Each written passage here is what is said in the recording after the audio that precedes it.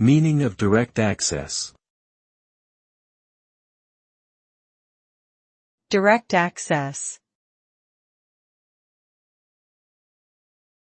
Direct access.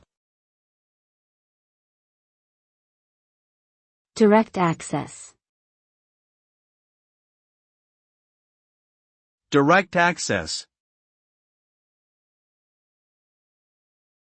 Direct access refers to a method of accessing a computer system or device without needing to go through intermediate steps such as logging in or providing credentials.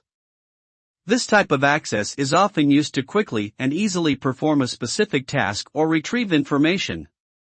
Direct access can also refer to the ability to access physical locations or resources without requiring authorization or approval.